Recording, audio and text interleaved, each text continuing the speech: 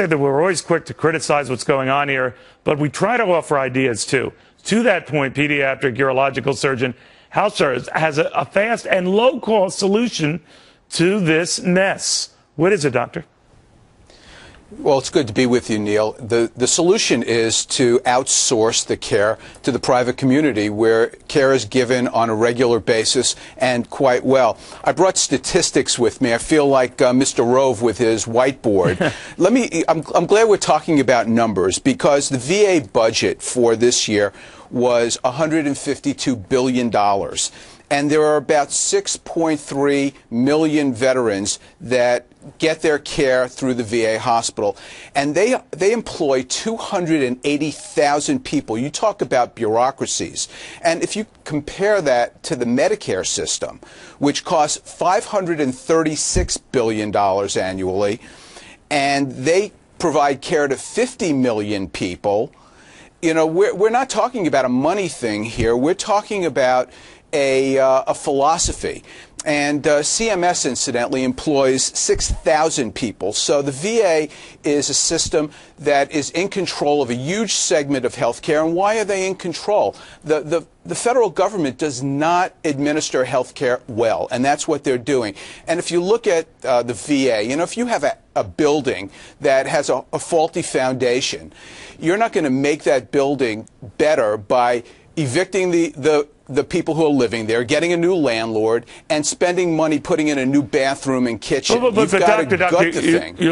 Very good research on your part. I always argue they're quibbling over whether it's going to be 37 billion, 54 billion, and believe me, I believe those are legitimate issues for you know, a VA that gets $158 billion a year. But I'm saying there are certain things that could be done immediately that won't require cost, and I just wonder why they can't do the firing stuff now, the accountability stuff now, the swap that you argued to private facilities when there are no public facilities available or there's a long wait.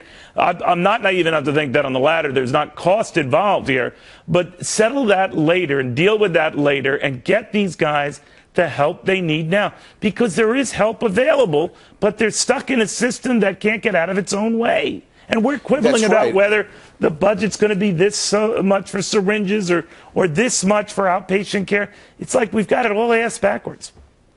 But the money's there, Neil. It's there. They can take that money that they are earmarking toward their current facilities and let the veterans get their care in the private community.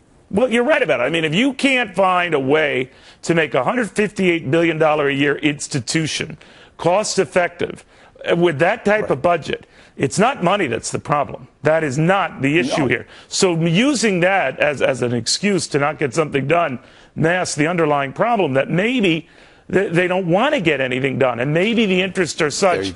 This isn't about the money. This is about Republicans and Democrats fighting back and forth how to protect their interests, their fiefdoms, and do nothing. That's right, and it's a way for them to control the health care of a sector of our population. The federal government needs to get out of the health care business and let people who do it well do it. Yeah, let them come in, start firing people. Let's start banging heads here. But my God, 21 vets a day dying. Really? No, it's a disgrace. It is. All right, doctor. Thank you very, very much.